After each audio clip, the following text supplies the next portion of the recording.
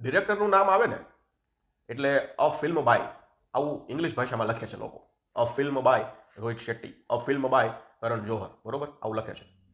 હવે ગુજરાતીમાં લખવું હોય તો તમારે ગુજરાતી ભાષામાં વોટ્સઅપની ભાષા ન વાપરે. પહેલાં અ લખે, પછી ફિલ્મ, પછી બાય. આ વોટ્સઅપની ભાષા થઈ. ગુજરાતીમાં તો તમારે દિગ્દર્શક જ લખવું પડે.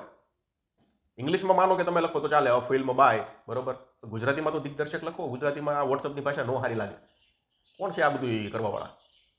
આપણે ફિલ્મની વાત કરીએ. કહાની એવી છે કે એક વડીલને ફોન આવે છે કે ભાઈ તમારો છોકરો, એને મેં અરેસ્ટ કરેલો છે.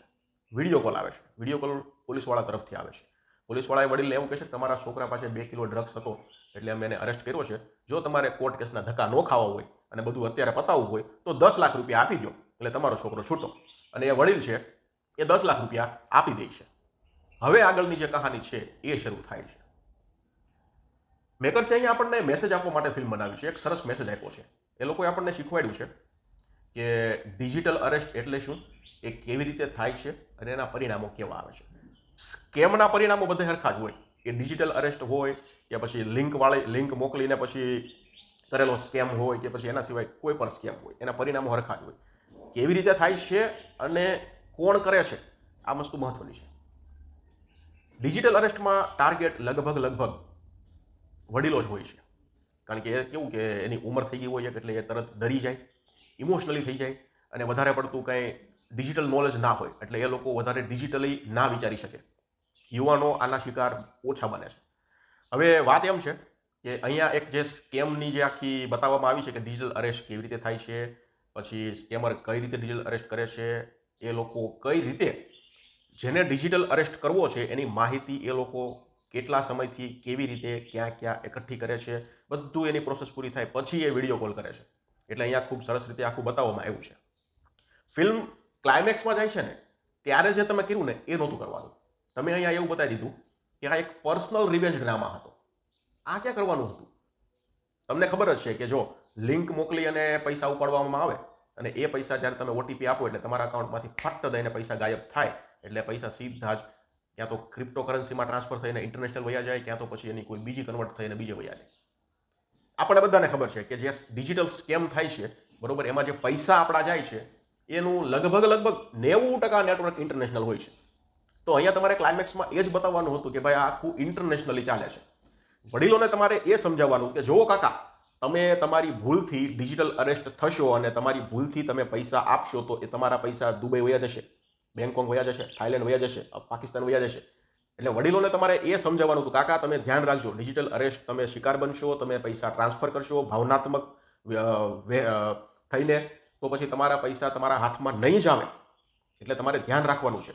તમે અહીંયા વડીલોને મેસેજ આપી દીધો કે કાકા આ રીતે ટ્રાન્સફર ડિજિટલ અરેસ્ટ થાય છે, કાકા આ રીતે તમને એ લોકો ફોન કરશે, કાકા આ રીતે બધું થશે. કાકાને તમે ત્યાં સુધી સમજાવ્યા પછી તમારે છેલ્લે એ સમજાવવાનું કે આ બધું ઇન્ટરનેશનલી ચાલે છે એટલે તમારા જો પૈસા 10 રૂપિયા પણ ગયા તો એ તમારા પાછા નહીં આવે. આ વસ્તુ તમે ધ્યાન રાખજો. હવે અહીંયા તમે જે મેસેજ આપ્યો કે કાકા તમે આમ તો પછી છેલ્લે તમે બતાવી દીધું કે આ તો એક પર્સનલ ડ્રામા હતો.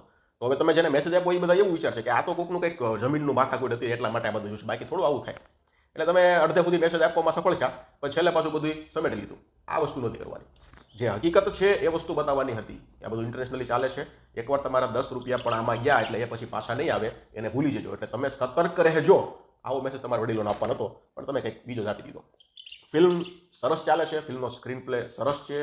લગભગ 1 કલાક 55 મિનિટની ફિલ્મ એક પણ વાર, એક પણ સેકન્ડ તમને બોર નથી કરતી. સ્પેશિયલી મને બીજીએમ બહુ ગમ્યું. જ્યારે ચેઝ આવે ને, ચેઝ સીન, ત્યારે જે બીજીએમ સંભળાય છે, પછી આ બંને જ્યારે મુંબઈ જાય છે ત્યારે જે બીજીએમ આવે છે, આ બધું બીજીએમ છે ને એ ખૂબ સરસ છે. મ્યુઝિક તો છે જ નહીં, મ્યુઝિક ગીતો નથી. બીજીએમ ખૂબ સરસ છે. એક્ટિંગ બધાની સરસ છે. સુહદ ગોસ્વામીનું રોલમાં કાંઈ એટલું બધું ખાસ હતું નહીં, પણ એક મિત્ર તરીકેનો રોલ સારો છે. બાકી એમણે એક્ટિંગ સરસ કરી છે. એના સિવાય બીજી વાત કરીએ તો ટેકનિકલી ફિલ્મ ખૂબ સરસ છે. જે રીતે કોમ્પ્યુટરના દ્રશ્યો બતાવવામાં આવ્યા છે અને જે રીતે આખી એડિટિંગ થઈ છે ફિલ્મ, કલર ગ્રેડિંગ છે, આ બધું જ ખૂબ સરસ છે. કોમ્પ્યુટરવાળા દ્રશ્યો આ રીતના તમે જે ફિલ્મમાં જોયા છે લગભગ ગુજરાતીમાં તમને બીજા કોઈ ફિલ્મમાં નહીં બતાવે. આના પહેલાં પણ એક કંઈક ફિલ્મ આવી હતી, હું નામ ભૂલું છું, તો ત્યાં તો આવું કંઈ હતું જ નહીં. એટલે આ પહેલી ફિલ્મ છે કે જેમાં કોમ્પ્યુટરના દ્રશ્યો જે છે ને એ ખૂબ સરસ બતાવવામાં આવ્યા છે. તો ઇન શોર્ટ અને ઓવરઓલ વાત એમ છે કે ફિલ્મ સરસ છે, તમને બોર નથી કરતી, તમને મનોરંજન આપે છે અને કંઈક મેસેજ પણ આપે છે. પણ ખરાબ વાત એ છે કે આ મેસેજ અડધો જ મળે છે, પછી કંઈક અલગ જ ફિલ્મ થઈ જાય છે. પણ છતાં હું તમને રેકમેન્ડ કરીશ કે તમારા ઘરના વડીલોને એકવાર ફિલ્મ બતાવજો અને એને સમજાવજો કે જુઓ પપ્પા, જુઓ કાકા, જુઓ દાદા, જુઓ નાના, જુઓ માસા, આ રીતના વિડીયો કોલ આવે તો ફસાઈ નથી જવાનું, ટેન્શન નથી લેવાનું, કંઈ નથી કરવાનું. કારણ કે તમે જો વિડીયો કોલ ઉપાડશો પછી આ રીતના પરિણામ આવી શકે છે, એવું તમે આ ફિલ્મ દ્વારા તમે એમને સમજાવી શકો છો. એટલે હું તો રેકમેન્ડ કરીશ કે હા, ફિલ્મ જોઈ એવી છે અને ખૂબ સરસ રીતે બનાવી છે, પણ અમુક ભૂલો જે હતી આ બીજી વાર ના થાય એવું ધ્યાન રાખવું. ધન્યવાદ.